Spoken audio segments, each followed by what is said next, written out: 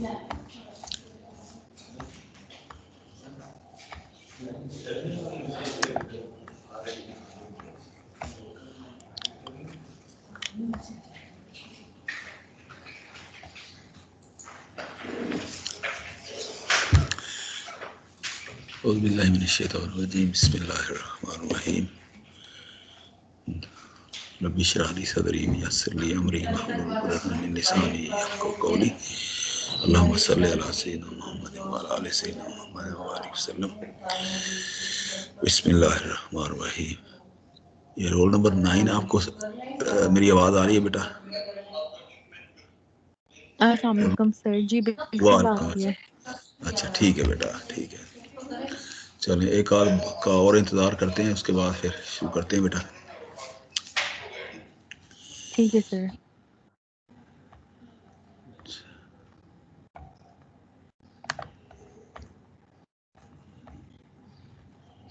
ये स्क्रीन नज़र आ रही है? जी सर आ रही है। ठीक है।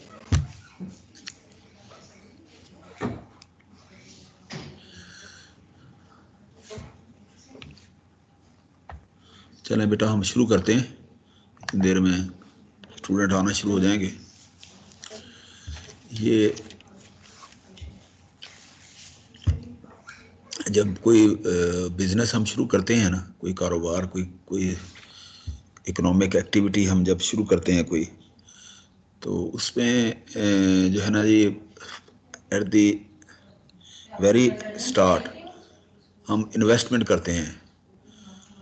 हम जो है उसके अंदर जो जो जो जो प्रॉफिट मार्जिन होता है, या कोई जो हम समझते हैं कि जी इमीडिएटली कोई चीज़ जो है ना वो बिक नहीं सकती।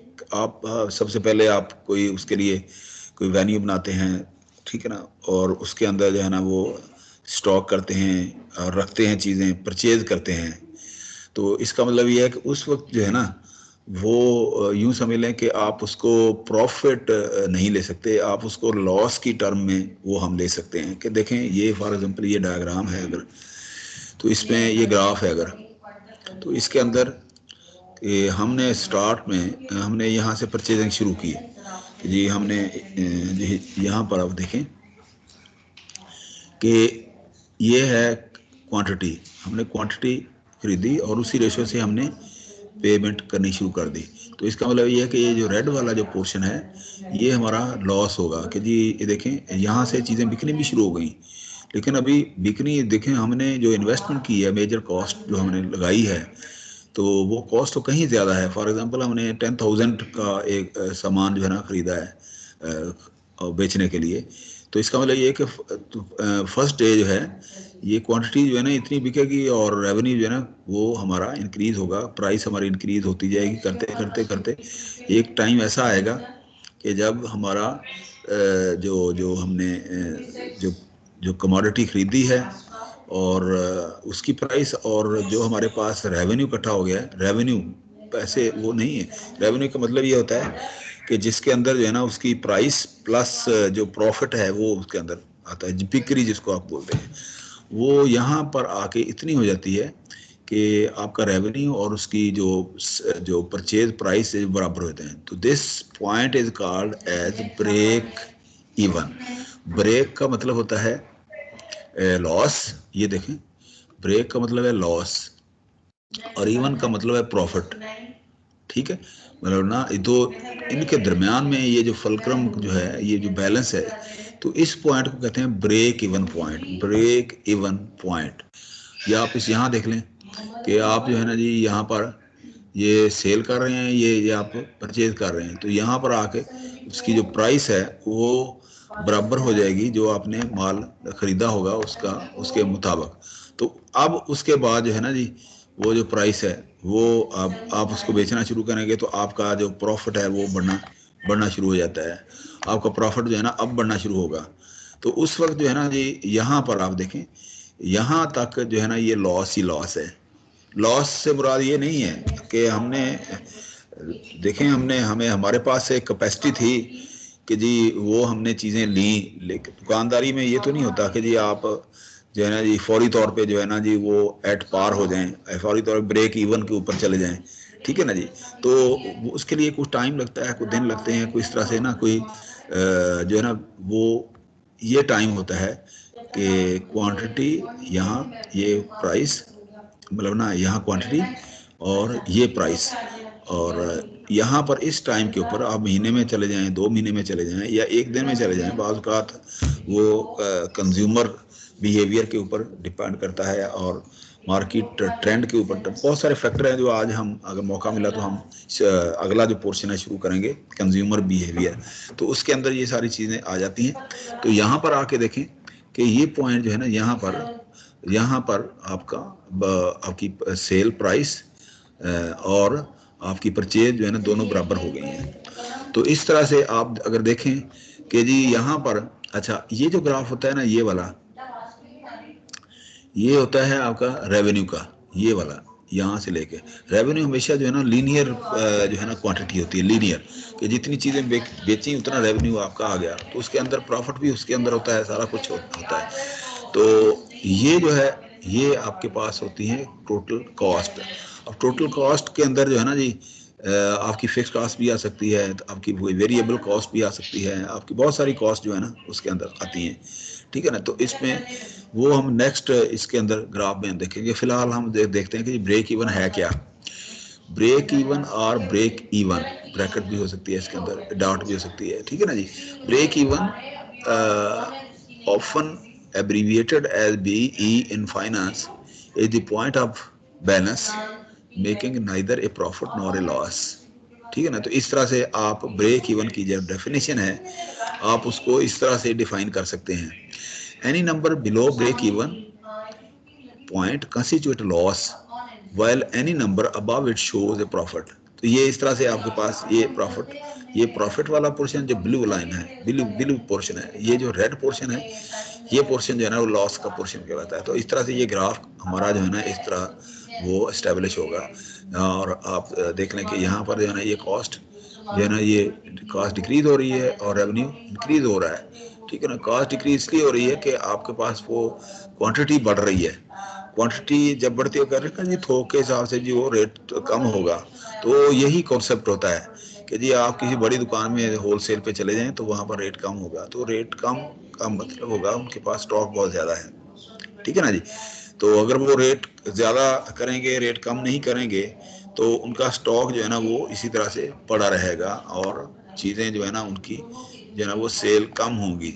तो इसलिए होलसेल का कॉन्सेप्ट जो है ना वो है, और रिटेलर का कॉन्सेप्ट जो है ना कि वो उनसे चीज़ें लेते हैं, वो चीज़ों को वन बाय वन वो जो है ना वो करते हैं। फॉर एग्जांपल आप देखें ना जी, आप वॉलमार्ट पे चले जाएं, आप मेट्रो पे चले जाएं, आप किसी और बड़े वो जो है ना होलसेलर के पास चले जाएं, तो उसमें आप देखेंगे कि पेप्सी जो है ना वो कार्टन के अंदर होती हैं, 5 होती हैं, 4 होती हैं, 6 होती हैं। इसी तरह से जो है ना जी, इसी तरह माचिस आप देख लें, माचिस की डिबिया वो पैकेट के अंदर होती हैं बहुत सारी। तो वो उसकी प्राइस जो है ना वो रिलेटिवली बहुत कम होती है। तो अगर आप उसको खोल के उसको सेपरेट करके एक एक करके बेचें, तो वो एक एक जो करके जो बेच रहे होते हैं ना वो रिटेलर होते हैं, रिटेल के दोबारा से रीसेल करने वाले लोग, ठीक है। तो होलसेल वाले जो होते हैं वो होते हैं आपके जो फर्स्ट बायर होते हैं, सप्लायर से जो चीज़ें लेते हैं। ये एक पूरी चेन है, ये हम देखेंगे इंशाल्लाह ताला। ये असल में डोमेन आ जाती है मार्केटिंग की कि जी कि क्या वो उनका क्या साइकिल है उनका, कि जी सर्विस प्रोड्यूसर, सप्लायर, उसके बाद जो है ना जी होलसेलर, फिर आगे मिडल मैन, रिटेलर, ठीक ना, शॉपकीपर, और देन कंज्यूमर, बायर। तो इस तरह से एक पूरी चेन है इनकी, वो मार्केटिंग में आ जाती है। लेकिन हमें भी यहाँ पर ज़रूरत होगी, तो हम जहाँ जहाँ ज़रूरत होगी उसकी डेफिनेशन जो है ना वो हम उसको प्रिसाइजली यहाँ बयान करते रहेंगे। तो अच्छा, अब break even point in economic business and specifically cost accounting is the point at which total cost and total revenue are equal, that is even. There is no net loss or gain, and one has broken even, although though opportunity cost have been paid and capital has received the risk adjusted expected returns। ये जी वो break even जो है ना जी के ऊपर, और वो बंदा यही सोच लेता है कि यार जो है ना जी मैंने जो जितने का माल लिया था उतने ही मेरे पास जो है ना जी रेवेन्यू पड़ा है। हालांकि उसको उसके अंदर बहुत सारी चीज़ें जो है ना वो हिडन जो है ना वो उसको साइलेंट कर देती हैं कि यार कोई नहीं, ठीक है, माल भी पड़ा है, पैसे भी पड़े हैं इतने। तो वो क्या होती हैं, वो रिस्क एडजस्टेड चीज़ें होती हैं कि जी वो बाज़ औक़ात ये होता है कि आप कोई सस्ती चीज़ है थोड़ी सी महंगी करके बेच देते हैं, तो वो रिस्क जो है ना उसके अंदर एडजस्ट हो जाता है कि जी अब मैं ब्रेक इवन पे हूँ, अब मुझे कोई ख़तरा नहीं है, ये मेरा माल जो है ना मुनाफे में पड़ा है। अब ये मैंने सारी चीज़ें जो है ना अपना जो है ना रेवेन्यू में से अपना जो है ना फिक्स कॉस्ट और वेरिएबल कॉस्ट दोनों मिला के निकाल ली हैं, और अब मेरे पास जितना भी माल है वो मुनाफे का पड़ा है। तो वो जो पॉइंट है, सेटिस्फेक्शन पॉइंट जो है वो वाला, वो ब्रेक इवन पॉइंट कहलाएगा। इसी तरह से आप यहाँ देखें कि जी every business firm strive to maximise their profit. जाहिर है कि जब प्रॉफिट करते हैं तो वो ब्रेक इवन जो है ना, ये इसकी मूवमेंट जो है ना इस तरफ, लॉस अगर कम हो तो इसकी मूवमेंट इधर होती है, लॉस अगर ज़्यादा हो तो इसकी ब्रेक इवन की मूवमेंट जो है ना इस तरफ हो जाएगी। तो इस तरह से वो जो है ना उसकी according to the wish of the seller supplier, वो क्या होगी कि वो मैक्सिमाइज करेगा वो प्रॉफिट उसका जितनी जल्दी पॉसिबल हो। तो जितनी जल्दी पॉसिबल हो वो ब्रेक इवन के ऊपर वो जाना चाहेगा। Profit has a strong relationship with production cost, volume of production and product price, कि ये तीन कंपोनेंट हैं जिसके ऊपर जो है ना जी आपका प्रॉफिट जो है ना वो डिपेंड कर रहा होता है। कि प्रोडक्शन कॉस्ट क्या है उसकी, कि अगर प्रोडक्शन कॉस्ट ज़्यादा है तो प्रॉफिट मार्जिन जो है उसके अंदर कम होगा, तो या वाइस वर्सा। इसी तरह वॉल्यूम ऑफ प्रोडक्शन, अगर आप होल सेल में कर रहे हैं और बहुत ज़्यादा प्रोडक्शन दे रहे हैं, या मार्केट के अंदर जो है ना वो और कंपेटिटर्स आ गए हैं, तो उस वक्त जो है ना उसकी जो है ना प्रॉफिट मार्जिन जो है ना वो कम हो जाएगा, ये बेच दो। ये प्रोडक्ट प्राइस जो है ना वो उसी हिसाब से जो है ना वो कम या ज़्यादा हो जाएगी। ठीक है ना जी। ये आमतौर पे आप फेस्टिवल्स के ऊपर आप देखते हैं ना प्रॉफिट को, इस तरह से आप इससे आप ये जो प्रोसेस जो है ना इकोनॉमिक का आप एक्सरसाइज कर रहे होते हैं ये ईद के मौके पे, या इस तरह से कि आपका प्रॉफिट मार्जिन जो है ना प्रोडक्शन कॉस्ट से कहीं ज़्यादा जो है ना वो रेशो के साथ वो बढ़ जाता है। ठीक है। Therefore it is necessary to examine the relationship of profit with these factors. तो यहाँ देखें कि ये जो है ना ये एक फिक्स कॉस्ट है कि आपने कितने का माल खरीदा है, स्टॉक कर लिया है। ठीक है ना, ये फिक्स कॉस्ट आ गई। वेरिएबल कॉस्ट जाती हैं किसके अंदर, आपका ट्रैवल चार्जेस होते हैं, आपका रेंट ऑफ द शॉप हो सकता है, ठीक है ना, जो आपकी बिजली गैस के बिल हो सकते हैं। तो ये बहुत सारी चीज़ें जो है ना इसके ऊपर पड़ रही होती हैं, और इसके ऊपर फ्रेट चार्जेस होते हैं। फ्रेट चार्जेस जो है ना वो माल को ट्रक में लाद के जो आप लेके आते हैं घर पे या दुकान के ऊपर, वो फ्रेट चार्जेस होते हैं। ठीक है ना, इस तरह टैक्स हो सकता है। तो ये इस तरह से ये मिला के और ये मिला के टोटल कॉस्ट जो है ना आपकी ये हो जाएगी, आपका ग्राफ जो है ना टोटल कॉस्ट का फिक्स कॉस्ट प्लस वेरिएबल जो है ना कॉस्ट, टोटल ग्राफ ये हो जाएगा। अब इसका मतलब ये है कि इसके अंदर आप देखें कि ये जो है ना ये पोर्शन जो है ना वर्टिकल पोर्शन है, this is loss, this the loss. ठीक है ना जी। अब देखें लॉस का मतलब ये है कि शुरू से ही लॉस होता है, मतलब फ्रॉम जीरो पॉइंट। जाहिर है डे वन से जब अपनी चीज़ खरीदी लॉस तो उसी वक्त काउंट होना शुरू हो गया कि जी आपको मकान का किराया, आपको बिजली का बिल उसी वक्त से शुरू हो गया, वो चीज़ें जो है ना वो लॉस में चली जाती हैं। तो आप इसका मतलब ये है कि जब आप कुछ दिन गुजरते हैं तो यहाँ पर जो है ना आपकी कॉस्ट जो है ना वो इसके रेवेन्यू के बराबर है। ये लाइन जो होती है ये वाली, ये रेवेन्यू की होती है, ये टोटल रेवेन्यू ये वाली ज़ीरो से स्टार्ट होती है हमेशा, ये ज़ीरो से। ठीक है ना। इसी तरह से इधर देखें कि जी ये जो है ना ये लाइन जो है ना टोटल रेवेन्यू की है, ये टोटल कॉस्ट की है जिसके अंदर ये फिक्स कॉस्ट है और कोई वेरिएबल कॉस्ट भी ये होता है। तो मार्जिन ऑफ सेफ्टी क्या होता है कि जी आप जो है ना दिवालिया होने से बच जाते हैं इस ब्रेक इवन और इसके दरमियान में ना, प्रॉफिट के दरमियान में आप दिवाली होने से बचते हैं। आपके पास जो इतना रेवेन्यू होता है कि आप सर्वाइव कर सकते हैं, ठीक है ना, आप सर्वाइव कर सकते हैं, आपका बिजनेस जो है ना सस्टेन कर सकता है इस तरह से। तो इसका मतलब यह है कि every business firm strives to maximise profit, profit has a strong relationship, एक minute, profit has a strong relationship with production cost, volume of production and product price. Therefore, it is necessary to examine the relationship of a profit with these factors. तो इस तरह से आप देखें कि break even की जो जो जो फिलॉसफी है वो यही है कि आप ब्रेक इवन के ऊपर आपका लेवल ऑफ सेटिस्फेक्शन जो है ना वो आपका इंक्रीज करता है कि जी हम अब खैर है मेरे पास जो है ना जी इतना रेवेन्यू हो गया कि जितने की मैंने चीज़ें जो है ना जो खरीदी थी उतने की चीज़ें मैंने बेच दी हैं, तो इसलिए कोई ऐसा इशू नहीं है।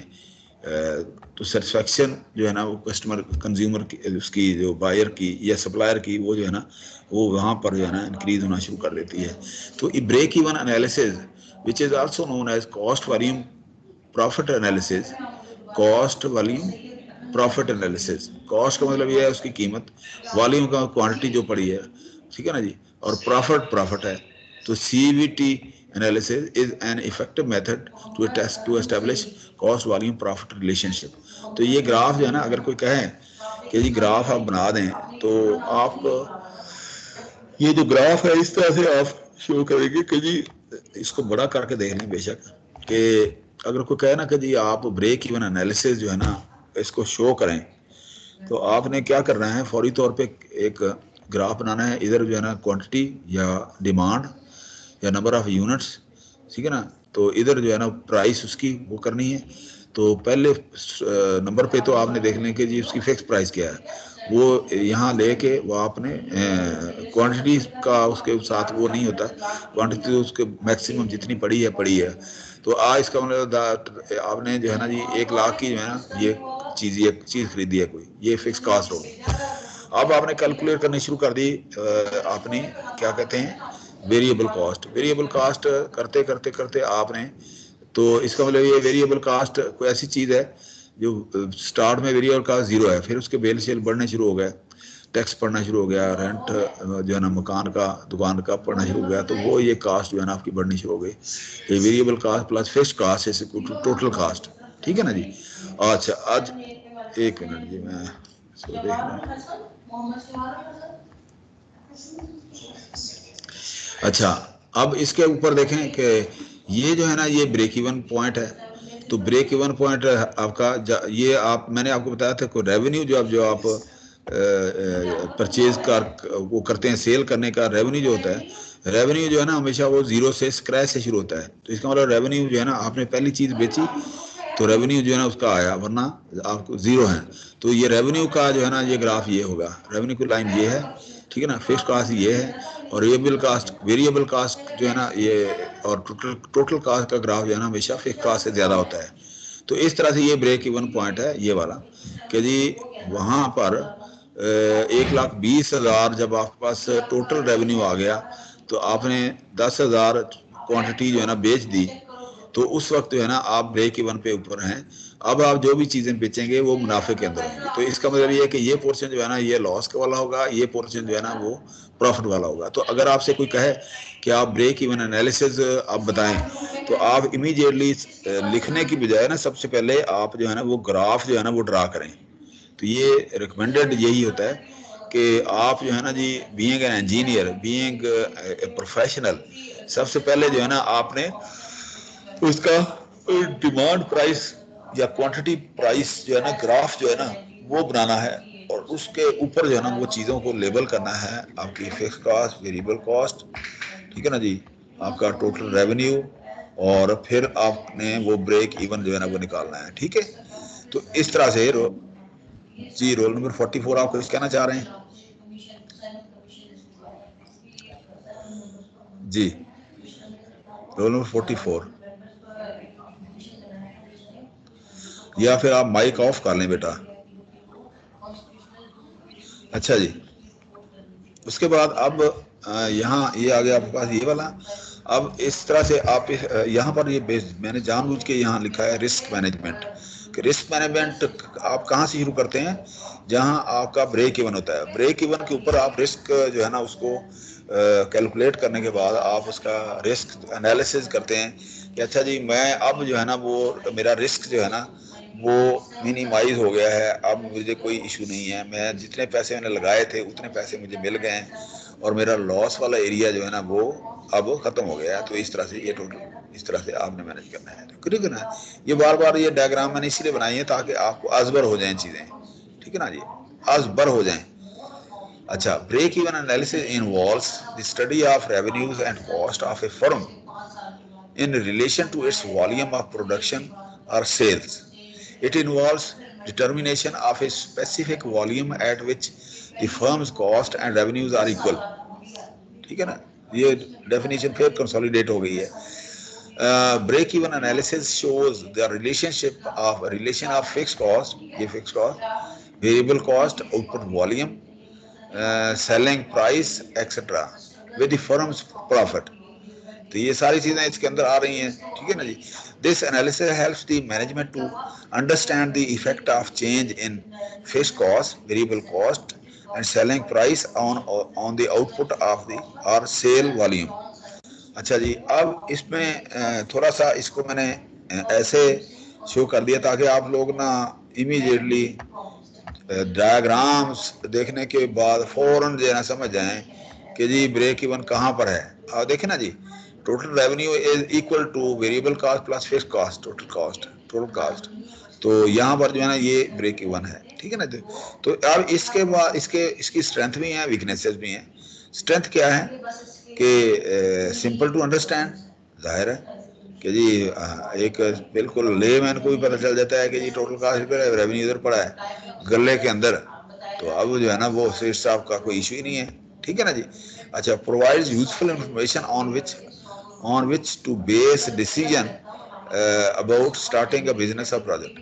वो सबसे पहले जो है ना वो जो होते हैं ना बिजनेस जो होते हैं, जो बिजनेसमैन होते हैं, या वो सबसे पहले यही देखते हैं, अच्छा यार मेरा ब्रेक इवन पॉइंट कब आएगा। अच्छा, ब्रेक इवन के बाद ना वो फौरन उनकी वो ज़हन में आ जाती है कि अच्छा जी मेरे पास जो है ना पे बैक कब होगा, पे बैक पीरियड, ब्रेक इवन तक जो है ना वो पे बैक पीरियड जो है ना वो आता है।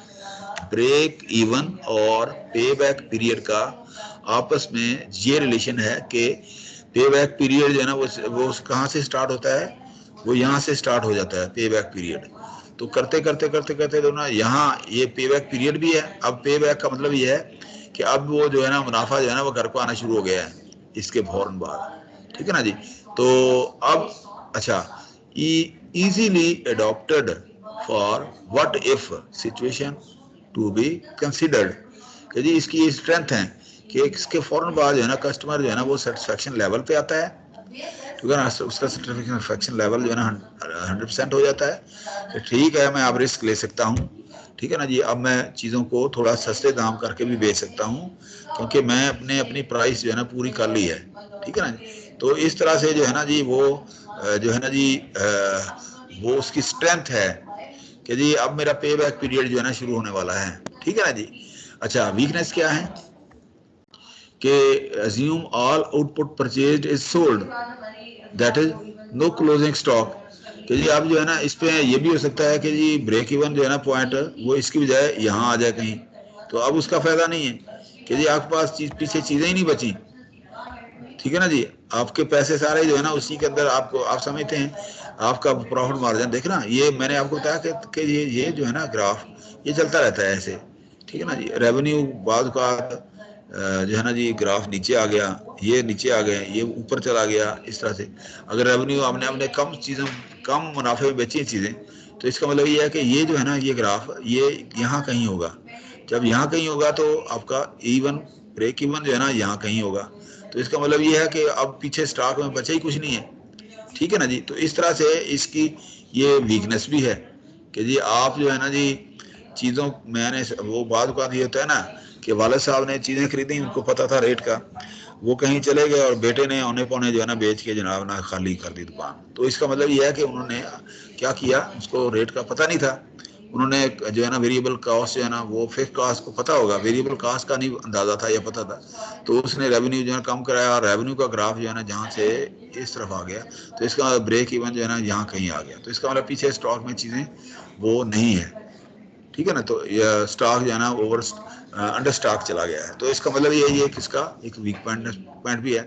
More than one product is usual sold, कि जी आप जो है ना जी बाद का आप देखते हैं कि जी ब्रेक इवन क्यों नहीं आ रहा है, तो इसका ये होता है कि जी आप एक शैम्पू है उसकी जो है ना वो एक शैम्पू की बजाय दूसरा शैम्पू जो है ना वो आप बेच रहे होते हैं, तो वो पड़ा है स्टॉक के अंदर, तो उसका ब्रेक इवन पॉइंट जो है ना वो आएगा ही नहीं, आप बेच नहीं रहे, क्योंकि मार्केट में उसकी डिमांड जो है ना वो कम है, ठीक है ना जी।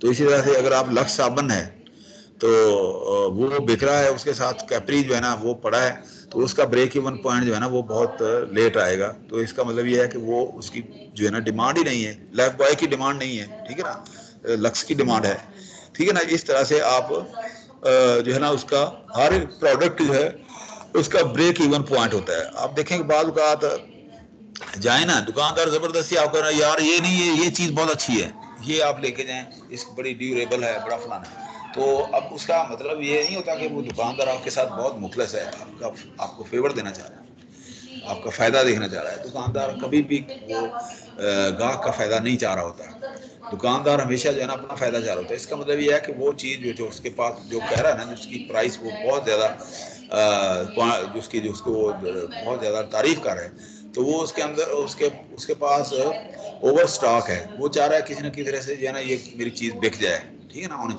उसके लिए वो आपसे कंप्रोमाइज़ नहीं करने के लिए तैयार है कि अच्छा यार आपने 2000 की बजाय ना आप 1000 की दे दें। तो इसका मतलब ये है कि वहाँ पर उस प्रोडक्ट का जो है ना ब्रेक इवन पॉइंट जो है ना वो यहाँ पर कहीं होगा, तो क्योंकि मार्केट के अंदर डिमांड ही नहीं है।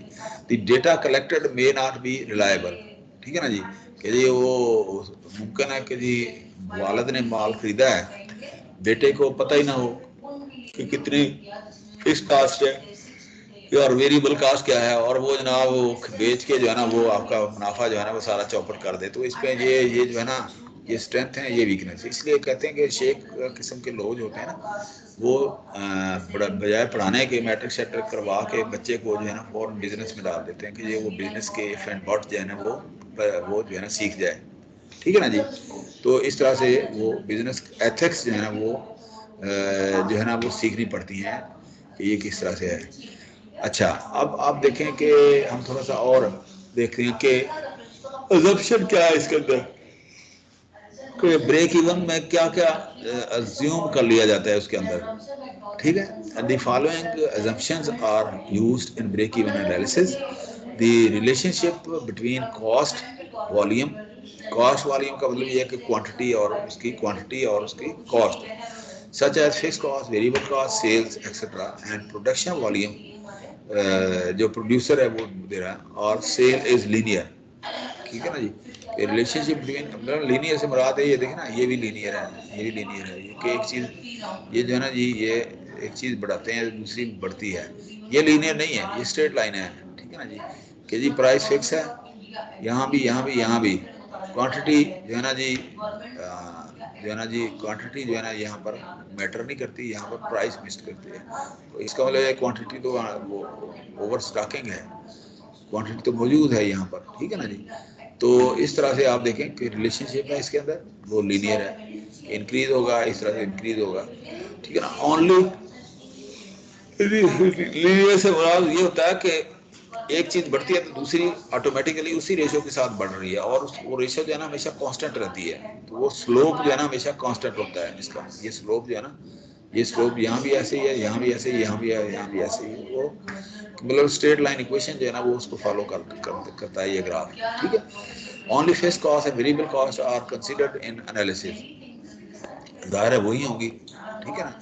Selling price of the product remains constant at all sale level, कि जी जितने का माल आपने खरीदा है, अगर आप एक सच्चे और दयानतदार किस्म के शॉपकीपर हैं तो आप उसकी प्राइस को चेंज नहीं करेंगे, तो वो प्रोडक्ट कॉस्ट जो है ना वो जो है ना आप एक ही जगह रखेंगे। आपने वो जो है ना जी अवेजा किया होगा रेट लिस्ट जो है ना आपने, तो आप देखते हैं अमूमन दुकान के सामने या कहीं भी जो है ना यूटिलिटी स्टोर के ऊपर, तो वो प्राइस लिस्ट है ना वो अवेजा की होती है। तो इसका मतलब ये है कि वो प्राइस जो है ना वो चेंज नहीं होती with in specific time frame, ठीक है ना जी। वक्त है कि गवर्नमेंट जो है ना उसके अंदर कोई फ्लक्चुएशन डाल दे, पेट्रोल की कीमतें और दूसरी और टैक्स और इस तरह की चीज़ें, ठीक है ना जी। All information related to cost volume revenue are deterministic.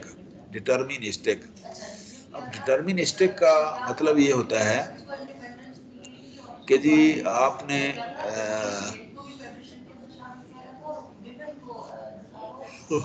आपने चीज़ें जो है ना उनका जो है ना रेट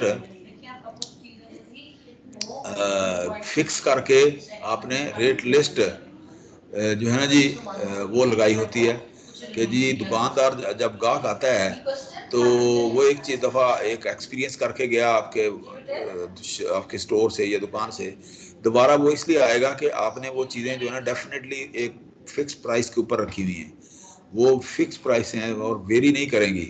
वो उसको कहेंगे डिटर्मिनिस्टिक मॉडल, डिटर्मन्ड फिक्स्ड, ठीक है ना जी, एक प्राइस, ठीक है ना जी, एक प्राइस। दूसरा आता है प्रोबेबिलिस्टिक मॉडल कि ये पता नहीं है यार, ये दुकान बड़ा वोलेटाइल है, ये बड़ा जो है ना वो जो है ना जी इसकी को समझ नहीं आती, कॉम्प्लिकेटेड है, आज कीमत इतनी है कल इतनी होगी। तो इसका मतलब ये है कि वो एट रैंडम जो है ना वो प्रोबेबिलिस्टिक, यदि इतने की हो सकती है या इतने की हो सकती है या इतने की चीज़ हो सकती है, तो उस दुकानदार की क्रेडिबिलिटी जो है ना वो डिटर्मिनिस्टिक वाली नहीं रहेगी। तो लोग उसके पास फिर नहीं जाएंगे, नहीं यार इसके चीज़ों का ना कोई पता नहीं। तो अब वो जो डिटर्मिनिस्टिक होता है, उसने एक चीज़ रख दी है, तो शुरू में तो ऐसा लगता है कि ये महंगी बेचता है, तो बाद में पता चलता है कि नहीं यार वो तो फेवर दे रहा था, ठीक है ना जी। तो इस तरह से आप देखें कि इसकी जो है ना चीज़ें जो है ना वो फिक्स होती हैं, प्राइस फिक्स होती हैं, डिटर्मिनिस्टिक होती हैं, ठीक है। The cost is affected by quantity only, quantity जितनी ज़्यादा होगी उतनी कॉस्ट जो है ना ज़्यादा होगी, and vice versa. The rate of increase in variable cost is constant, rate of increase भी कांस्टेंट होता है। ये देखें, ये रेट ऑफ इंक्रीज यहाँ पर नहीं है, टोटल कॉस्ट दिख रही है, ठीक है ना जी। अच्छा, production and sale quantities are equal, जाहिर है कि प्रोडक्शन और सेल जो है ना बराबर होंगी, पता है कि इतनी बड़ी हैं इतनी बेची हैं। ये कहाँ पर है, ब्रेक इवन की मैं बात कर रहा हूँ उसके ऊपर। तो आप देखें कि यहाँ एक, यहाँ देखें ये जो है ना टोटल फिक्स प्राइस और ये इसकी वेरिएबल प्राइस है दोनों। ये मैंने जानबूझ के ये डायग्राम इसके अंदर डाली है ताकि आप लोग जो है ना इससे ज़्यादा अच्छे तरीके से समझ आए आप इसको। अच्छा, अब अपना मैथमेटिक्स देखें इनका, देखें ब्रेक, इसका फॉर्मूला अगर आप देखें, fix price break even point is equal to fix cost divided by sale price per unit minus variable cost. कि जी अब ब्रेक इवन का मतलब ये कि सेल टोटल जो हुई है तो उसमें से वेरिएबल कॉस्ट निकाल दें तो वो फिक्स रह जाएगी। फिक्स अगर इधर है तो ऊपर भी फिक्स है, तो इज इक्वल टू 1, ठीक है ना जी। तो या आप ये फार्मूला लगा रहे हैं, ठीक है ना जी। तो अब ये cell price per unit minus variable cost per unit, तो इसको कहेंगे control contribution margin per unit, contribution margin per unit के सेल प्राइस पर यूनिट जो है ना उसमें से वेरिएबल कॉस्ट निकाल के, ठीक है ना जी, उसके बाद फिक्स प्राइस और रेवेन्यू जो है ना बुरा जाते हैं और वो ब्रेक इवन पे वो चीज़ होती है, ठीक है ना जी। तो इस तरह से आप देखें, तो एग्जाम्पल आप देखें यहाँ पर कि फिक्स कास्ट अगर है 1 लाख रुपया, ठीक है ना जी, तो यूनिट पहले आपने परचेज किए थे 1, फिर 10, फिर जो है ना जी आपने 100 कर लिया। अच्छा, अब यूनिट से मुराद है ये कि ये एक स्टोर है, गोदाम है एक, ये देखिए ना जी, नहीं एक गोदाम में इतने पड़े हैं, दूसरे में इतने पड़े हैं, तीसरे में इतने पड़े हैं। बस फॉर एग्जांपल कार की कीमत कह लें आप, ठीक है ना जी, एक कार। अच्छा, सेल है उसकी, अब फिर करें यहाँ पर सेल है 5,000 50,000, ठीक है ना जी। अगर 10 है तो 5 लाख हो जाएगी, 100 है तो इससे इस वो एक जो है ना 2 जीरो और बढ़ जाएंगे, 1 जीरो और बढ़ जाएगा। और वेरिएबल कॉस्ट पे क्या है अब कि जी आपने यहाँ पर 50 जो है ना 50,000 की ये भेज दी, मतलब ना ये हमारे पास है ये इतनी सेल और इतनी, ठीक है ना। अब कंट्रीब्यूशन क्या है इसका कि जी आप ये कह रहे हैं कि जी मुझे पल्ले से पड़ रहे हैं या मुझे घर पे ये चीज पड़ रही है, तो ये असल में वो चीजें यही होती हैं। टर्मिनोलॉजी जो है ना वो थोड़ी डिफरेंट हो सकती है according to the ethics of the shopkeepers या मार्केट जो है ना उसके उसके मुताबिक, ठीक है ना जी। तो चीज़ें वही हैं और मुनाफा वही है, सारी चीज़ें यही, कंट्रीब्यूशन वही है। और अब देखें यहाँ पर कि यहाँ जो है ना जी ये 5 लाख की है, ये 4,50,000 की बेची, तो ये क्या है 10,000, और उसी रेशियो के साथ जो है ना ये यहाँ पर जो है ना ये कंट्रीब्यूशन भी बढ़ रही है ये, ठीक है ना। अब फिक्स कॉस्ट क्या है इसकी, फिक्स कॉस्ट ये है, फिक्स कॉस्ट इतनी है, तो प्रॉफिट और लॉस क्या हो जाएगा कि जी आप देखें कि जी इसमें से ये निकाल दें, इसमें से ये, तो आपके पास जो है ना ये प्रॉफिट लॉस मार्जिन जो है यहाँ रह जाएगा ये 9,99,000, ठीक है ना। इसी तरह से 90,000, ये जो है ना जी यहाँ पर आप देखें कि जी अब आप अंदाजन आप देखें कि यहाँ पर यहाँ इस पॉइंट पे और फिर इसका ब्रेक इवन पॉइंट जो है ना डिफरेंट है, इसका ब्रेक इवन पॉइंट डिफरेंट है, इसका डिफरेंट है और इसका ब्रेक इवन पॉइंट डिफरेंट होगा। तो वो ब्रेक इवन पॉइंट जो है ना वो डिपेंड करता है लॉस और प्रॉफिट के अलावा फिक्स कास्ट, वेरिएबल कास्ट और इस तरह की जो है ना बाकी कॉस्ट उसके ऊपर, ठीक है ना जी। तो इस तरह से ये इसकी जो है ना अनाटमी है ब्रेक इवन की। अच्छा, अब यहाँ पर आप देखें कि ये डायग्राम अब वही हैं, उसी तरह से हैं कि जी in order to understand the meaning of break even point we need to draw a break even chart. ये जो चार्ट है, ठीक है ना, a break even chart plots cost revenue against production volume sale volume, ठीक है ना। To make this chart प्रोडक्शन volume sale volume is taken on x axis and cost revenue is taken on y axis।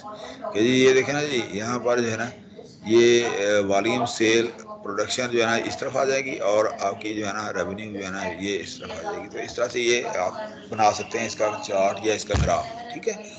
तो बहुत simple है, तो it can be seen from figure this one, ठीक है ना जी। That fixed cost, variable cost, revenue are all linear as they are represented by straight line and according to the assumption। ये हमने पहले भी डिस्कस कर लिया था, ठीक है। Further, the sale revenue line represents and intersect the total cost line at a particular point which is known as a break even point। ये भी हमें पता लग गया। At this point, total cost is equal to sale revenue, which means there is no profit, ठीक है ना जी। कि जी अगर वो टोटल कॉस्ट किसका मतलब आपका जो है ना जी ब्रेक इवन पॉइंट जो है ना वो कहीं आगे दूर कहीं पहुंच गया है, आपका ब्रेक इवन पॉइंट आया ही नहीं है, ठीक है ना जी। अच्छा, 10 break even point, 10 break even point refers to the production volume sale volume at which total cost is equal to sale revenue and sale revenue का मतलब ये है कि जो है ना बिक्री होती है, सेल कह लें या रेवेन्यू कह लें, ठीक है ना जी। ऐसे अगर क्वांटिटी को देखें तो वो सेल कहेंगे और पैसों को देखें तो रेवेन्यू कहेंगे, ठीक है ना जी। And hence there is no neither a profit और nor loss. The quantity produced and the sold above break even point yield profit and below even quantity result in loss। कि जी बिलो लॉस है, above जो है ना ये profit है, ठीक है ना। तो इस तरह से आप इसको शो कर सकते हैं। अच्छा, मैथमेटिक्स की अगर हम बात करें तो इस तरह से होगा। इसका फार्मूला जो हमने ये पहले देखा है, वो अगर फार्मूला याद है तो आप इस तरह से लिख सकते हैं, ठीक है ना। अच्छा, कैसे फिक्स कॉस्ट ये वाला, और क्यू जो है एफ सी, मतलब ये एफ सी है fix cost, Q B break even quantity, V C variable cost. अब टोटल कॉस्ट क्या हो जाएगा, total cost is which is sum of fix cost and variable cost. ये आपकी टोटल कॉस्ट हो जाएगी, fix cost plus variable cost, ठीक है ना जी। ब्रेक इवन पॉइंट के क्या है, ब्रेक इवन पॉइंट के ऊपर जो है ना जी total cost is equal to revenue, ठीक है। अब रेवेन्यू की डेफिनेशन जो है कहाँ पर है, कि रेवेन्यू की डेफिनेशन है प्राइस इनटू क्वांटिटी, ठीक है ना जी। क्वांटिटी बी, तो ये आपके पास आ जाएगी ब्रेक इवन क्वांटिटी। तो ये आ जाएगी टोटल कास्ट, ये आ गई, ठीक है ना जी, फिक्स और वेरिएबल कास्ट। अच्छा, अब आप इसमें रिप्लेस कर दें चीज़ें, ठीक है ना जी। तो कि देखें जी, ये इसके अंदर ये फिक्स कास्ट है, वेरिएबल कास्ट क्या कहती है, आपने एक चीज़ बेची तो उसकी प्राइस ये है, ये क्वांटिटी की, ठीक है ना जी। तो अब आप इस चीज़ को आप ले जाएं इस तरफ, इसको इस तरफ ले जाएं और इनमें से क्यू बी निकाल लें। क्यू बी निकालेंगे तो P माइनस वी याद आ जाएगा, जो कि यहाँ नीचे चला गया और यहाँ पर जो है ना ये एफ सी ऊपर है, तो आपके पास जो है ना Q B is equal to F C over P V, ठीक है ना। इस तरह से आपके पास ये फार्मूला जो है ना ये बन गया, ठीक है। अच्छा, उसके बाद आप देखें कि यहाँ पर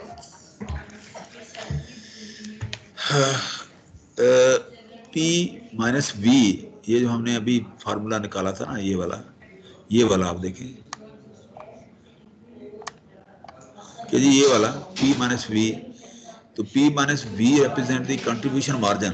अब आप कंट्रीब्यूशन मार्जिन क्या है, यहाँ पर आप देखें, यहाँ मैंने यहाँ इसकी थोड़ी सी ये बना दी है डायग्राम सी कि जी टोटल रेवेन्यू है ना, ये वाला यहाँ से ये जो ग्रीन लाइन है ये वाला टोटल रेवेन्यू है, ये वाला, इसके अंदर वेरिएबल कास्ट फिक्स कास्ट दोनों आ गई हैं, प्लस मार्जिन भी है, ठीक है ना। इनमें से आप वेरिएबल कास्ट को छोड़ दें, फिक्स कास्ट और प्रॉफिट को आप देखें, वो होगा आपका कंट्रीब्यूशन मार्जिन, कि जो आपने कंट्रीब्यूट किया है, जो आपकी एफर्ट्स है, ठीक है, ये आपका सरमाया प्लस आपका मुनाफा। तो वेरिएबल कास्ट तो आपकी नहीं है ना, बिजली का बिल तो आपका नहीं है, वो तो फिक्स है, चलता रहेगा, सुई गैस का बिल है, ठीक है ना जी। इसी तरह से दुकान का किराया है, ठीक है ना, टैक्सेस हैं, वो तो आपकी वो कास्ट जो है ना, वो अकॉर्डिंग टू हर मंथ जो है ना वो आपका उसके अंदर से वो निकलना ही निकलना है, तो वो कंट्रीब्यूशन नहीं हो सकती आपकी।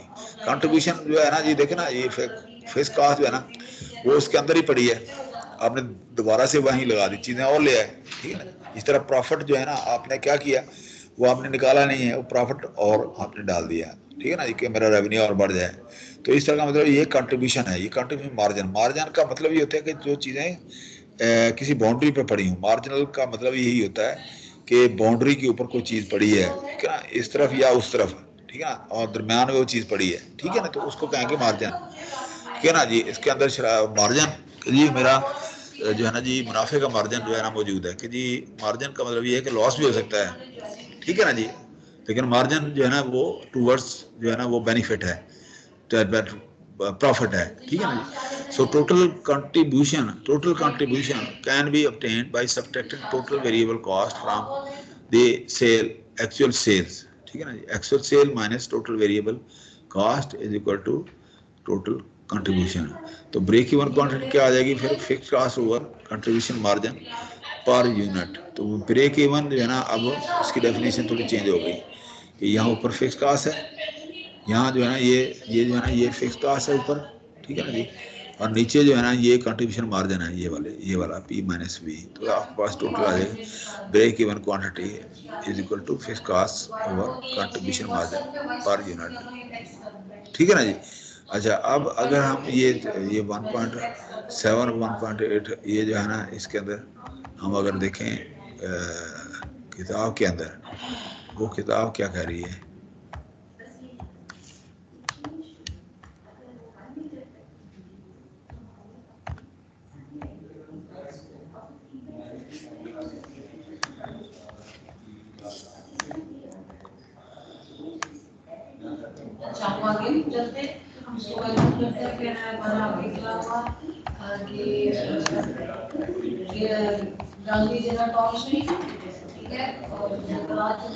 ये हैं वो इक्वेशंस, ये जो है ना जनाब, ये हमने फार्मूला ये देख रहे हैं, तो ये है बेसिकली ये सारी 1.7 1.8, ठीक है ना जी। ये टोटल आपकी जो है ना ये जो है ना आप निकाल सकते हैं इसके अंदर से, ये फार्मूला ही है और कुछ भी नहीं है, ठीक है ना जी। तो ये इक्वेशन इसीलिए ये जो एग्जांपल है 1.7 1.8, तो मेरा ख्याल था कि आप खुद ही इसको देखें, कोई ऐसा इशू नहीं है, आप इसकी प्रैक्टिस करेंगे और आप इसको सॉल्व कर लेंगे, ठीक है ना जी। तो 1.7 1.8 बुक का जो है ना ये क्वेश्चन है वेरी करना सॉल्व है, इसलिए मैंने इसको लिफ्ट नहीं कराई, सॉल्व है ये, ठीक है ना। अच्छा जी, अब यहाँ पर आप देखें, तो अब हमें पता चल गया कि जी आप का ये फिक्स कॉस्ट है, ये ग्राफ अगर ऐसे है, ऊपर ये लॉस है, ये फिक्स कॉस्ट है, ये लॉस के ऐसे कि यहाँ से ये लॉस शुरू हो गया ऐसे, ये पोर्शन जो है ना यहाँ से लेके ऊपर तक ये लॉस है, ठीक है ना, यहाँ तक। अच्छा, इसी तरह से ये ऊपर से मुराद ये है कि वेरिएबल कॉस्ट तक ऐसे ऐसे, ठीक है ना जी। और ये क्वांटिटी है, ये प्रॉफिट है। So when there is no production, that is production level is zero, the y constant is negative and it is basically equal to fixed cost, ठीक है ना जी। Typical PV graph is shown in figure इतना, the slope of line AB depends on profit value। तो इस तरह से आप देखें कि आपके पास इसी तरह के ग्राफ आएंगे कि जी यहाँ पर लॉस है, ठीक है ना, ये सेल रेवेन्यू है, टोटल कॉस्ट है, और ये आपके पास आ जाएगा वेरिएबल कॉस्ट, ठीक है ना। Variable cost are cost that change as the quantity of the goods or services that a business produce changes, ठीक है ना जी। Variable cost are the sum of marginal cost over all units produce, they also can be consider normal cost, ठीक है ना। तो इस तरह से आप देखें कि आपके पास ये सारी चीज़ें जो है ना आ जाएंगी। Fix cost and variable cost make up the total components of total cost, ठीक है ना जी। तो इस तरह से ये भी वही है, no net loss net income, है ना, इस तरह से आपके पास ये ब्रेक इवन है, ठीक है ना। तो आपके पास इस तरह का मामला आ जाएगा। अच्छा जी, अब हम थोड़ा सा शिफ्ट करते हैं कि जी यहाँ पर प्रॉफिट वॉल्यूम रेशियो क्या है। प्रॉफिट वॉल्यूम रेशियो, ठीक है ना, प्रॉफिट वॉल्यूम रेशियो कि जी आपका जो आप ब्रेक इवन जो है ना आपने क्रॉस कर लिया है, ठीक है ना। अब आप प्रॉफिट का एरिया जो है ना आपका शुरू हो गया है, तो उसमें आपके पास वॉल्यूम भी पड़ा है, क्वांटिटी भी पड़ी है। तो अब आपके पास जो है ना जी क्वांटिटी और आपका जो प्रॉफिट है वो रेशियो क्या हो सकती है, आप कहाँ तक रिस्क ले सकते हैं, कहाँ तक आप जा सकते हैं, क्या आप कर सकते हैं, ठीक है ना जी। वो रेशियो जो है ना कैसे डिफाइन करेंगे, ठीक है ना जी।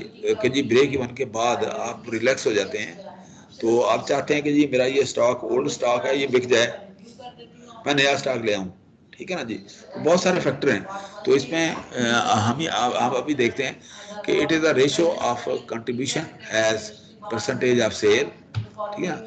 It remains fix irrespective of the level of output, ठीक है ना जी। It can also be termed as contribution volume ratio.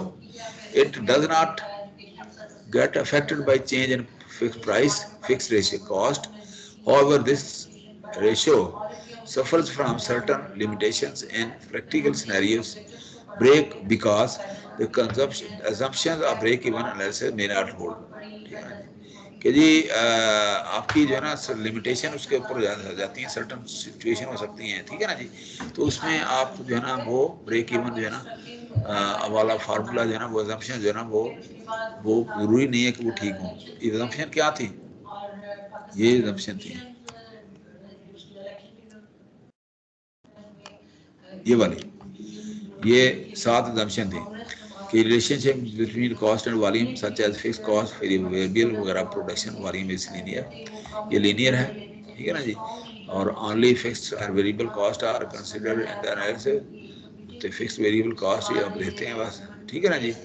अच्छा जी, selling price of product remains constant at all sales, all information related to cost, volume, revenue are deterministic. This cost is affected by quantity only. ठीक हो गया जी। तो ये इसका सारी जो है ना ये इस तरह की इसकी है। तो यहाँ पर इस हिसाब से आप देखेंगे जी प्रॉफिट वॉल्यूम रेशियो ये आ जाएगा कंट्रीब्यूशन ओवर सेल इनटू 100%। तो कंट्रीब्यूशन में आया सेल माइनस वेरिएबल कॉस्ट, ये हमने फार्मूला पहले भी देख लिया है। When 2 years sale and profit is given but fixed variable cost break even is not given, ठीक है। देन पीवी क्या है, profit volume ratio can be calculated as difference in profit, difference in profit divided by difference in sale in 200, ठीक है ना जी। तो इस तरह से आप देखें कि profit volume profit profit volume is equal ratio equal to 100% minus variable cost, ठीक है ना। इस तरह से आप उसके डिफरेंट जो है ना पैरामीटर जो है ना वो सेट कर सकते हैं। So let us analyse the way in which the PV ratio can be improved, increase in selling price, ठीक है ना, improvement in production technology so as to reduce the variable cost, reduction of variable selling distribution cost, ठीक है ना जी, buying raw material in bulk such as to reduce the cost per unit, ठीक है ना जी। इस तरह से प्रॉफिट वॉल्यूम रेशियो क्या है आपकी कि जी total contribution divided by this one, और एक्चुअल सेल्स, अब ये वाला क्या है, actual sale revenue cost for actual sale. तो ये फार्मूला आप ऐसे भी लिख सकते हैं और ऐसे भी लिख सकते हैं, ठीक है ना जी। Relationship between break even point and profit volume ratio is this one, break even point is fixed cost divided by P over V, ठीक है ना जी। तो आप पी ओवर वी रेशियो जो है ना इस तरह से कर लें। Relationship between margin of safety and P V ratio, ठीक हो गया। तो इस तरह से आप देखें कि जी यहाँ पर अच्छा सेफ्टी मार्जिन क्या है, safety margin difference between the intrinsic value of stock and its market price.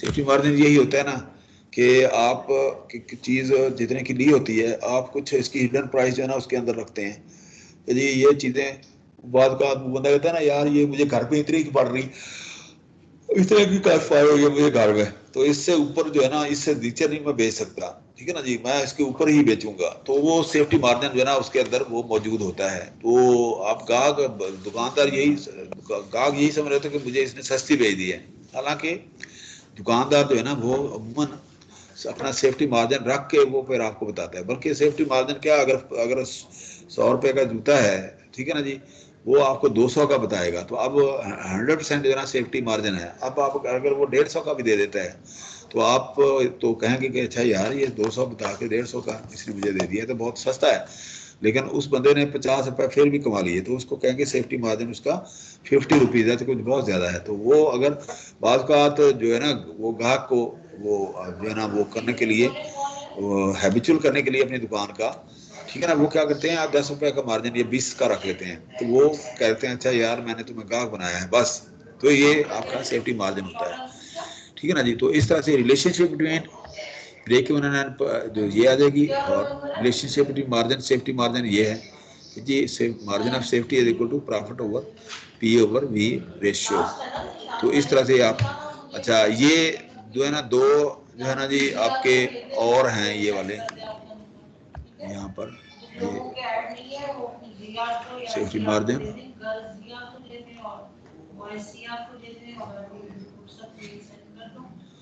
ये वाली, ठीक है ना, ये एग्जांपल्स हैं।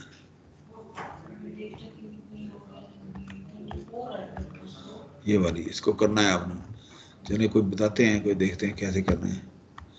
अच्छा जी, अब जो है ना जी हम चलते हैं नेक्स्ट।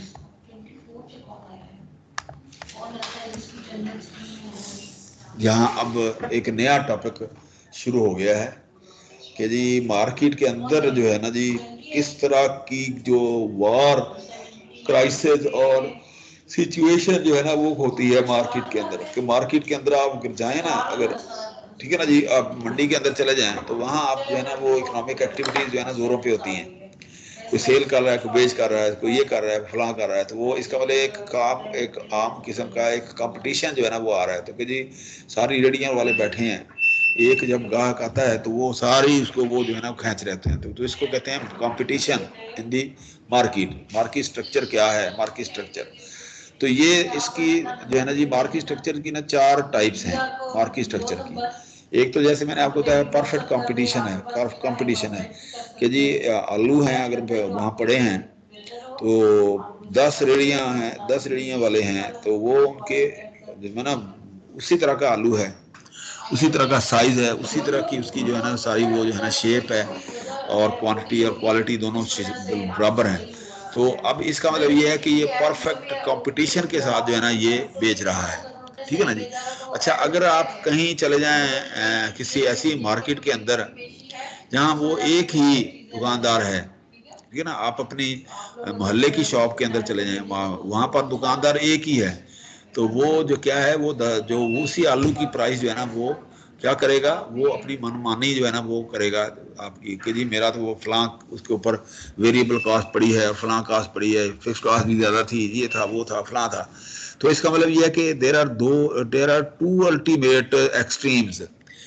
तो पहली को कहेंगे परफेक्ट कंपटीशन, ठीक है ना, दूसरी को कहेंगे मोनोपोली। तो इन दो के दरमियान जो है ना वो टसल जो है ना ये चल रही होती है, ठीक है ना जी। और दरमियान में जो है ना बाकी जो है ना मार्केट स्ट्रक्चर होती है, ठीक है ना जी। अच्छा, अब यहाँ से हम पढ़ते हैं दोबारा से। The consumer goods are made available in market which consist of potential buyer and sellers of these goods। जाहिर है मैंने आपको मंडी का कॉन्सेप्ट, या राजा बाजार में आप देखें कि मछली बाजार बनाता है राजा बाजार में, अगर आप जाएं कि जी वहाँ बायर और सेलर जो है ना वो प्लेंटी ऑफ जो है ना वो क्वांटिटी में होते हैं, मिकदार में होते हैं, प्लेंटी ऑफ, ठीक है ना जी। कंज्यूमर भी बहुत ज़्यादा होते हैं, ठीक है ना जी। क्या जी हर बंदा चल रहा है जी राजा बाजार, तो इसका और वहाँ पर जो है ना सेल भी ज़्यादा हो रही होती है। तो अल्टीमेटली क्या है, बहुत सारे इसके रेप्रकशन भी आ जाती हैं, आपकी ट्रैफिक का मतलब मिसाइल पर बन जाते हैं वहाँ पर, ठीक है ना जी। और इशू बन जाते हैं, बहुत सारी चीज़ें हो जाती हैं, ठीक है ना जी। पार्किंग इशू हो जाते हैं। तो इस तरह से वहाँ पर जो है ना ये एक कंप्लीट कंपटीशन जो है ना एनवायरनमेंट होता है कंपिटिटिव मार्केट का, ठीक है ना जी। तो इस तरह से तो वहाँ पर परफेक्ट कंपटीशन हो रहा होता है, परफेक्ट कंपटीशन, ठीक है ना जी। तो इधर आगे जाएंगे तो मोर कंपटीशन है, मोर कंपटीशन, मोर कंपटीशन, ठीक है ना। आप बड़ी बड़ी बाजारों में चले जाए ना, बानो बाजार में, उर्दू बाजार में, फलाने कंपटीशन वो बढ़ रहा है, ठीक है ना। अगर आप उसी तरह से आप पोश एरिया में जाएं, मोहल्ले में जाएं, तो कंपटीशन जो है ना वो कम हो जाएगा, ठीक है ना जी। यहाँ इस तरह से, ठीक है ना जी। तो इस तरह से आप देखें। अच्छा, अब यहाँ competition is basically the market structure which refers to the competitive environment in which buyers and sellers of the product operate, ठीक है ना। following are 4 types of market structure।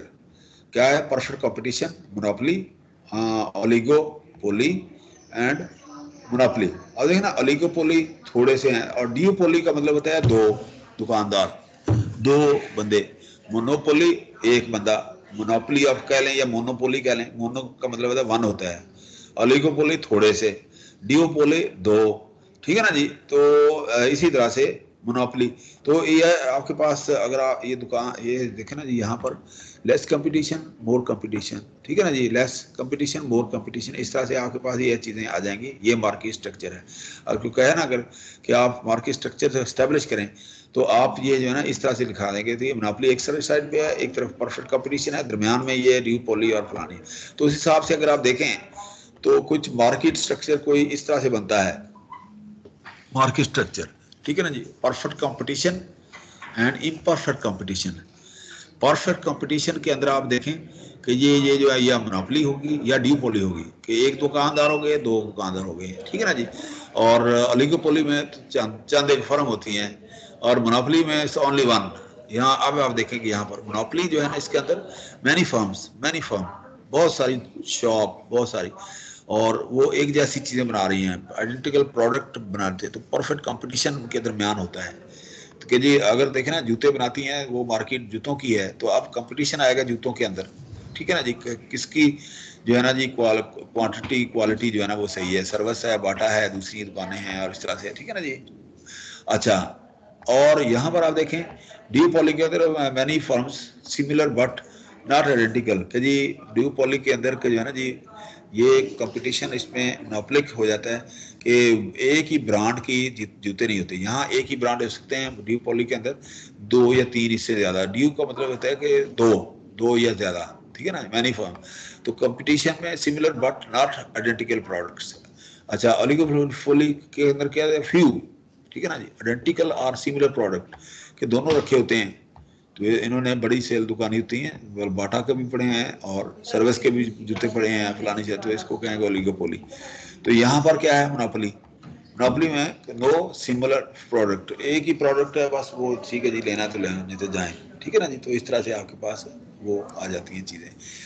अब इसमें अगर आप टेबुलेटर फॉर्म में आप देखें स्ट्रक्चर को, तो यहाँ पर आप 100% कंपटीशन में हंड्रेड्स ऑफ दी फर्म्स। तो और यहाँ पर जो है ना जी मोनोपोली में one firm at least with at least 25 market share, मतलब ना पहले पीटीसीएल पूरा ही वो जो है ना मार्केट शेयर ले जाता था, मोनोपोली थी। फिर ये इसकी मोनोपोली जो है ना 2002 में मोनोपोली इसकी खत्म हो गई, ठीक है ना, कारपोरेट कल्चर बन गया जब, तो फिर उनको दूसरों को लाइसेंस मिलने शुरू हो गए लैंडलाइन के, ठीक है ना जी, और बहुत सारी और कंपनियां खुल गई। ओलिगोपोली के अंदर 5 firms, concentration was more than 50%. Monopoly competition, several firm with brand loyalty, ठीक है ना जी, ये मोनोपोलिस्टिक है। अच्छा, कॉन्टेस्टेबल मार्केट, जिसके अंदर मुकाबला होगा, जिसके अंदर, एक मिनट में देख लूं कौन है। अच्छा जी, अब आप देखें exclusive oligopoly, few firm fixed price, ठीक है ना, फिक्स प्राइस इसके अंदर होगी, ठीक है ना जी, कि ये होलसेल के वो होंगे, बैठे होंगे। अब यहाँ पर आप देखें स्ट्रक्चर में, परफेक्ट में के अंदर फ्रीडम ऑफ एंट्री एग्जिट, कि परफेक्ट के अंदर आप जैसी मर्जी जाएं, कि जी कोई भी बंदा जाकर जो है ना रेडी लगा के बैठ जाए वहाँ पर, ठीक है ना जी। होमोजीनियस गुड्स, कि एक जैसे ही आलू हैं तो अब आलू ही होंगे, प्याज हैं तो प्याज ही होंगे, एक जैसी वो चीज़ें हैं सारी। परफेक्ट इंफॉर्मेशन, और सबको बता दे ये आलू इस तरह से पड़े हैं, यहाँ सामने पड़े हैं, वो देख उठा के भी देख सकते हैं, कि जाहिर है कंपटीशन है, आप उसका उसमें टेस्ट भी कर सकते हैं। कि बाद का वो गाहक जो है ना वो खड़े खड़े वो खाना शुरू कर देता है कि जी मैं टेस्ट कर रहा हूँ, या वो काट के जो है ना कोई चीज़ दे देते हैं, जी अच्छा यार देखें इसका टेस्ट देखें, प्रॉफिट देखें, वो देखें सारा कुछ, वो कंपटीशन के अंदर है ना, कि जी मेरा माल जो है ना सुपीरियर है, नॉर्मल प्रॉफिट के साथ वो बिकता है उसके अंदर। मोनोपोली क्या है, बैरियर टू एंट्री, ठीक है ना जी, वो दूसरा बंदा जो है ना बहुत मुश्किल से उसके अंदर सस्टेन करेगा मार्केट के अंदर, कि उसको आने नहीं देंगे, देखिए इतनी प्राइस जो है ना वो उसने हाइक किया होगा, ठीक है ना जी।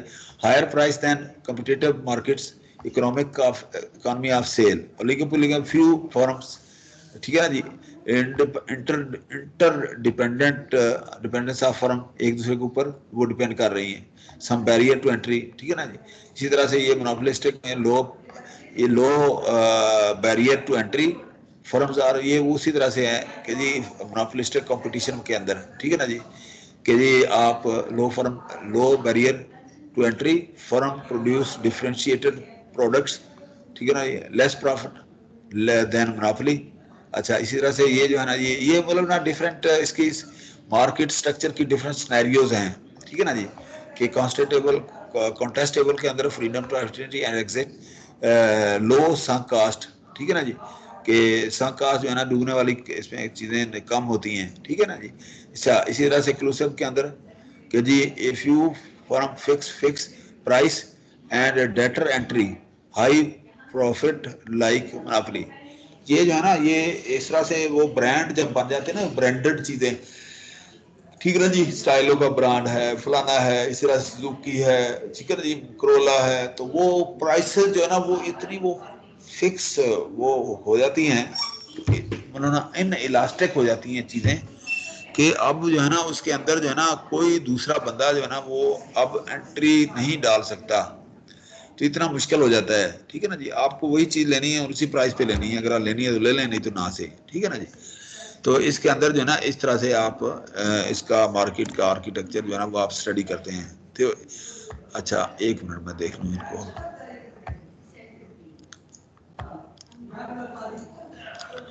अच्छा जी, अब ये वही चीज़ें हैं, ये वही है फर्म्स, ये किसके अंदर प्योर परफेक्ट कंपटीशन है, इधर मोनोपोली है। ये डिफरेंट करेक्टरिस्टिक्स जो है ना वो मैंने यहाँ पर शो कर दिए हैं।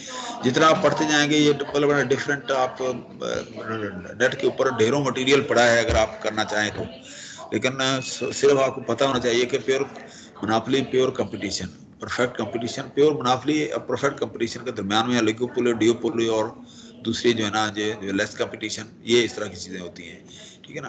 तो नंबर ऑफ सप्लायर इधर फ्यू हैं, इधर मैनी हैं। इसी तरह से डिफरेंशिएटेड प्रोडक्ट इधर लो हैं, इधर हाई हैं, मतलब अपोजिट है इसके, ठीक है ना जी।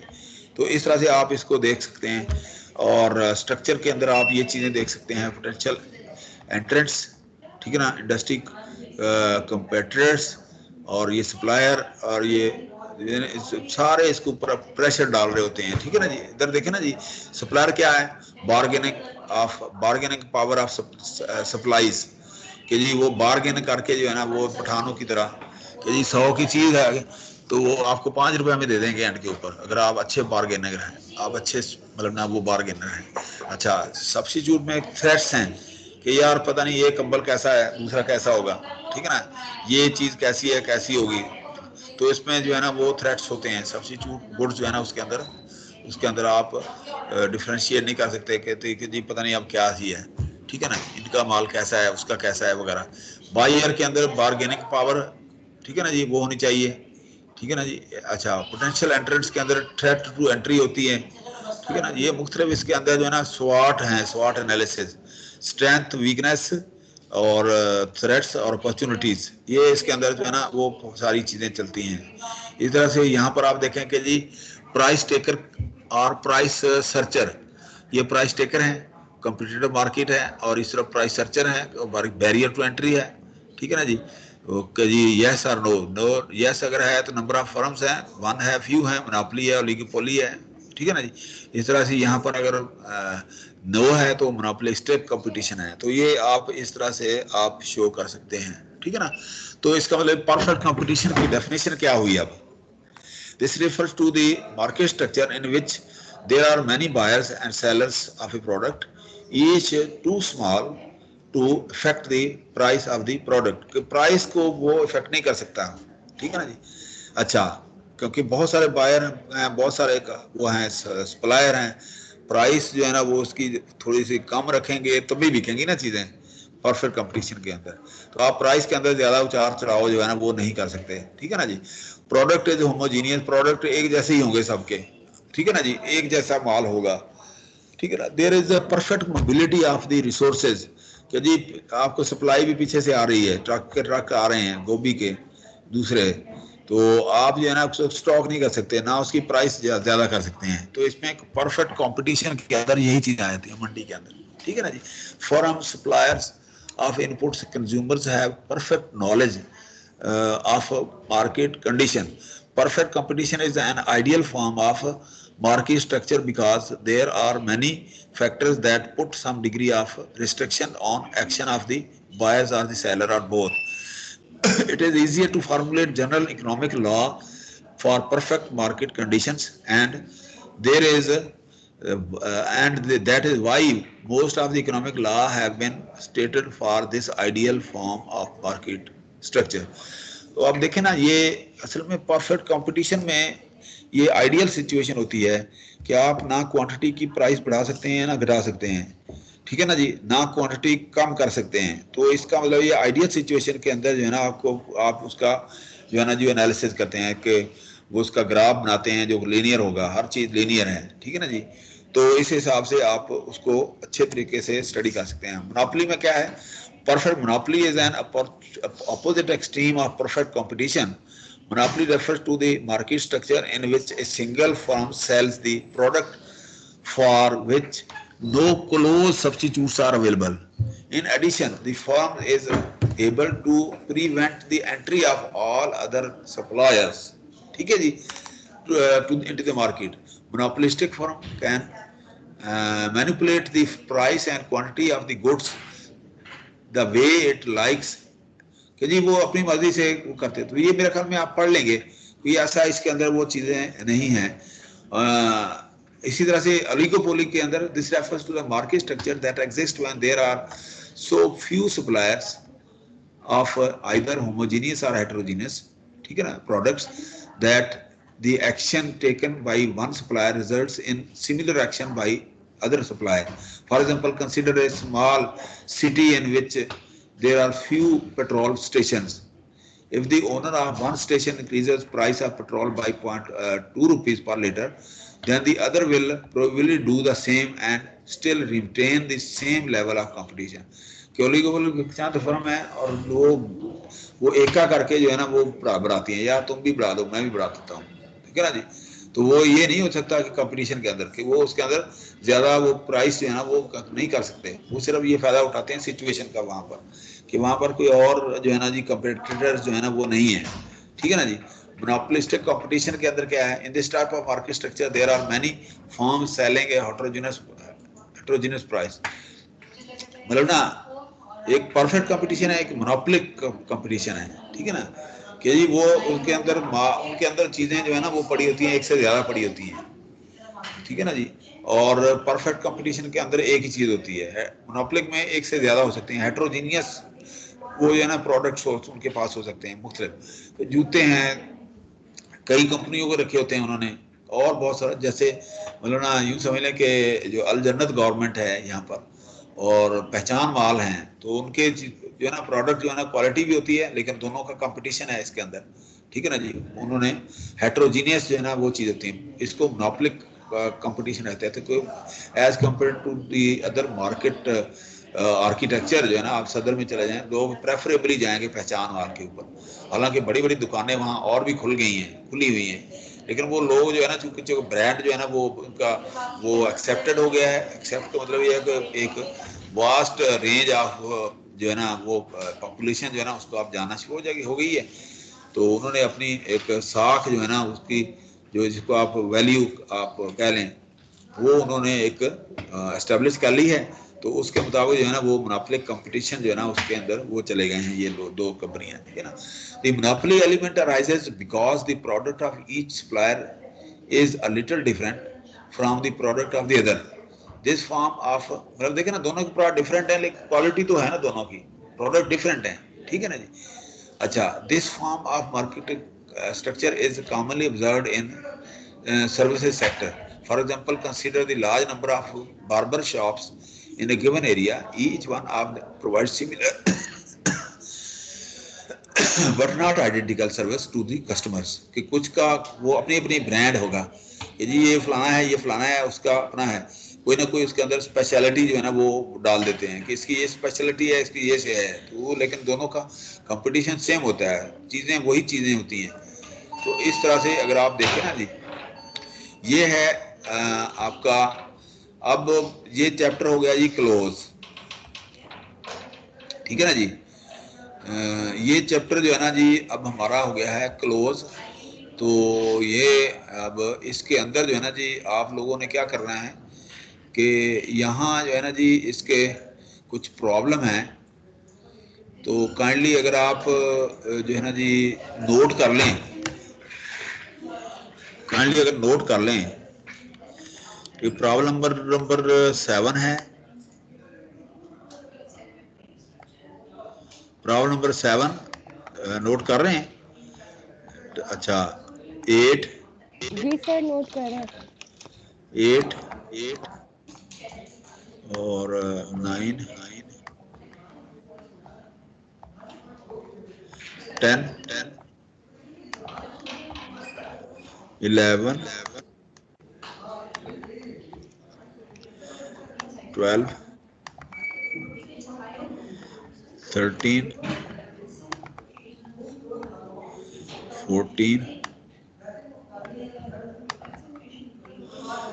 15 और ये 16,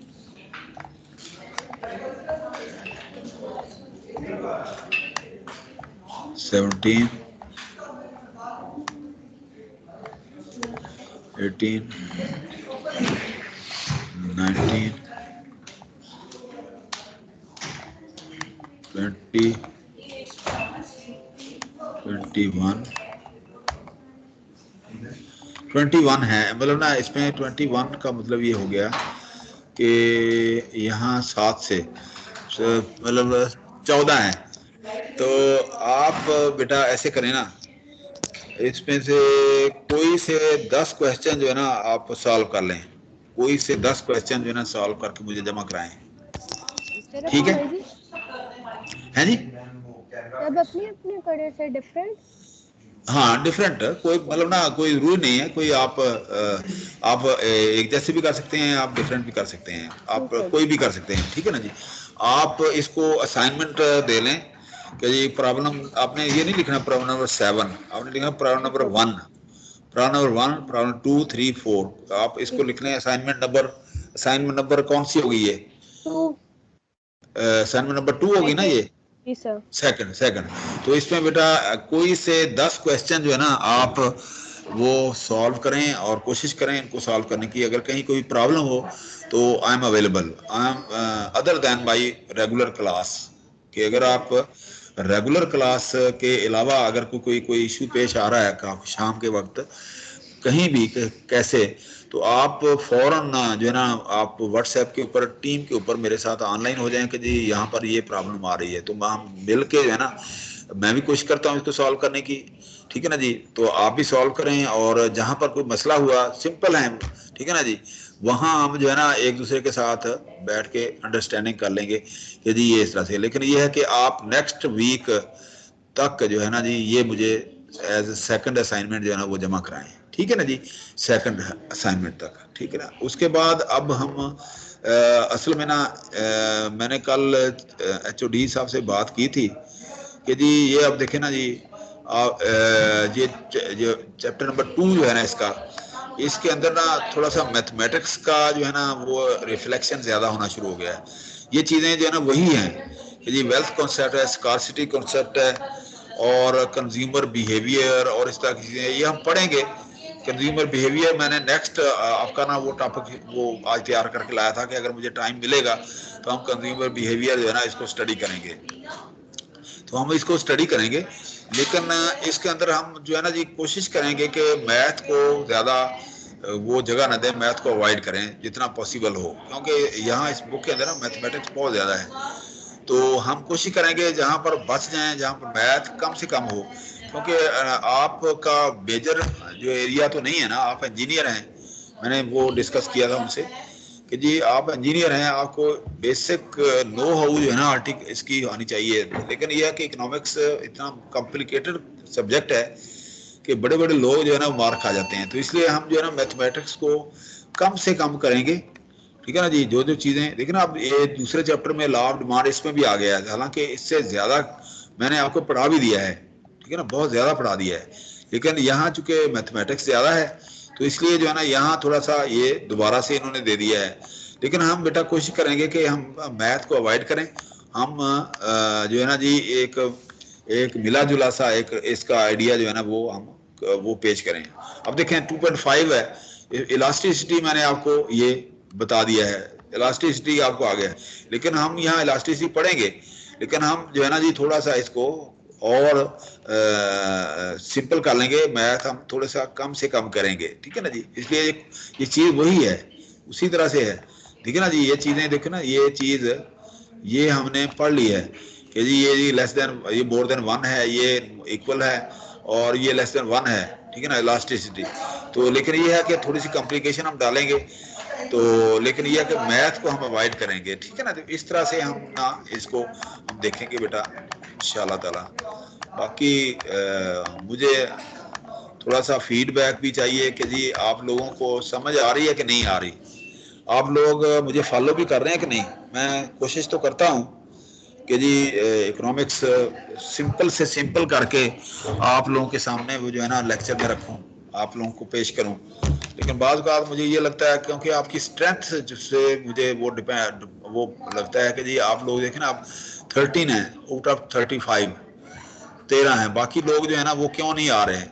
ठीक है ना जी, इन लोगों का अब बंदोबस्त टीचर तो कर सकता है, लेकिन फिर वो वही प्रॉब्लम हो सकती है कि यार ये बंदे जो है ना ये इसमें ट्रबल शूटर भी इन्हीं में होते हैं। ठीक है ना जी, तो वो फिर उस टीचर के लिए परेशानी पैदा करते हैं। देखिए ना, आप 13 आ रहे हैं, वो नहीं आ रहे, तो आप और वो बराबर तो नहीं हो सकते। तो इसलिए तो आप बेटा एक काम करें, ये इनकी अटेंडेंस लेके ना आप रखते जाएं, मुझे भी आप कर दें तो लिखते रखते जाएं, लेकिन जब आप इधर आएंगे ना तो मैं एक ही दफा आपसे ना वो ले लूंगा और हम जो है ना इसको CMS के ऊपर चढ़ाएंगे। ठीक है बेटा? जी ठीक है सर। तो आप माँ नूर बात कर रही है ना बेटा? जी जी जी सर। हाँ, तो आप बेटा ये अटेंडेंस है ना इसकी नोट करें, अटेंडेंस नोट करने के बाद जो है ना जी ये आप इसको कर ले। तो दूसरी ये है कि ये जो असाइनमेंट नंबर 1 थी, वो आज के बाद अगर किसी की असाइनमेंट नहीं आई तो आप और CR साहब, जी उनका सर। मैसेज भी था, तो आप नोट कर लें उन बच्चों के नाम और उनकी असाइनमेंट मेरे पास नहीं आनी चाहिए आज के बाद। ठीक है ना जी, और उनको 0 मार्क्स उसके मिलेंगे, ठीक है ना। तो आप ये डिफाइन कर, आप ये डेफिनेटली आप देख लें कि और कोशिश करें कि एक ही वो उसके अंदर बना के ना वो मुझे भिजवाएं। कोई बाज स्टूडेंट वो मुझे डायरेक्ट होने की कोशिश करते हैं, ठीक है ना जी, और डायरेक्ट व्हाट्सएप क्लियरली समझा दें, हमारी बात इनको समझ नहीं आ रही।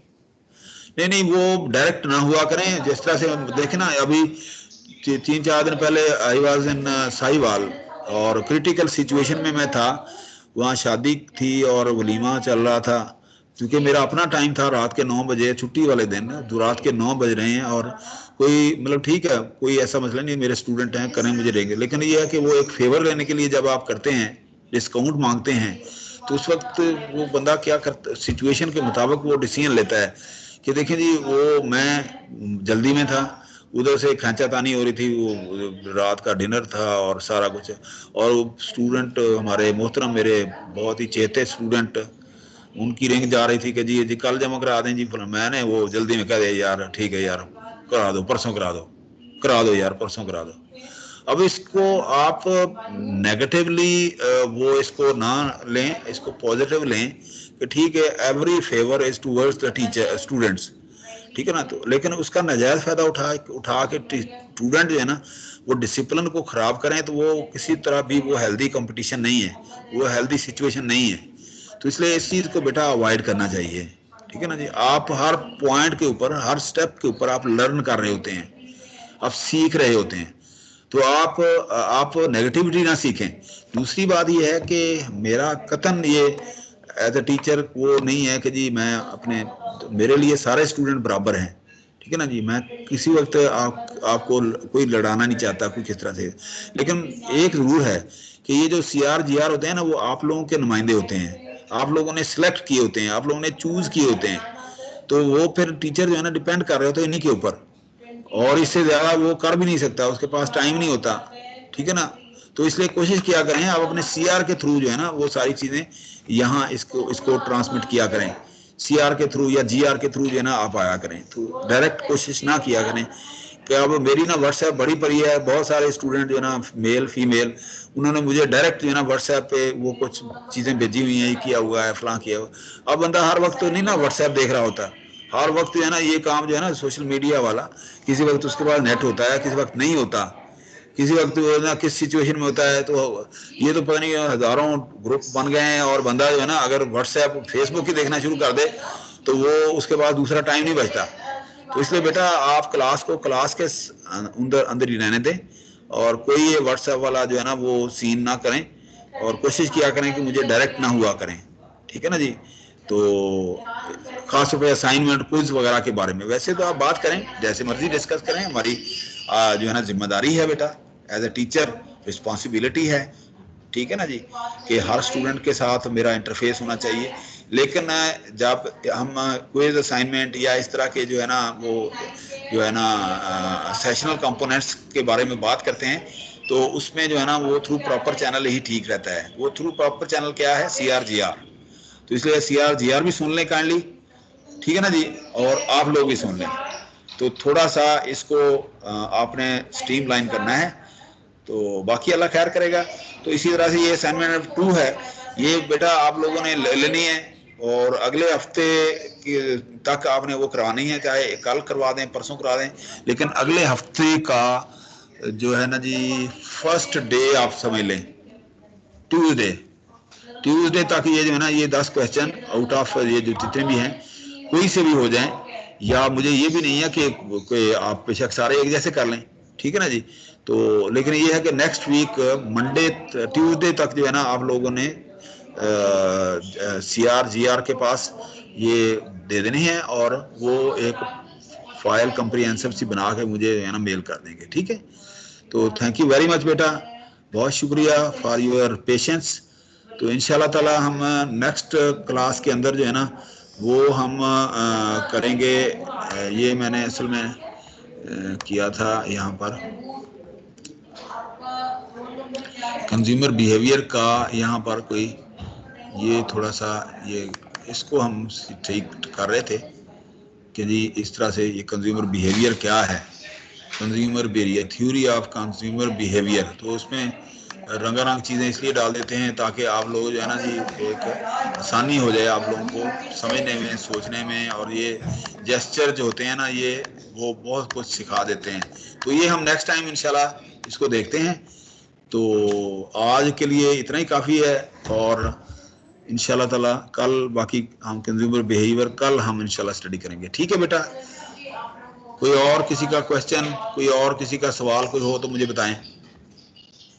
कोई अगर आपको कोई इशू हो तो आप मुझे बताएं कि जी अगर कोई ब्रेक इवन की समझ ना आई हो, ठीक है ना जी, मार्जिनल जो है ना जी वो जो सिचुएशन है उसकी समझ ना आई हो, तो चैप्टर नंबर 1 के अंदर किसी को कोई इशू हो तो मैं हाजिर हूँ, मैं अवेलेबल हूँ। ठीक है, तो खामोशी का मतलब ये है कि किसी का कोई क्वेश्चन नहीं है, तो फिर हम इजाजत लें। हेलो, तो जी और पढ़ना है?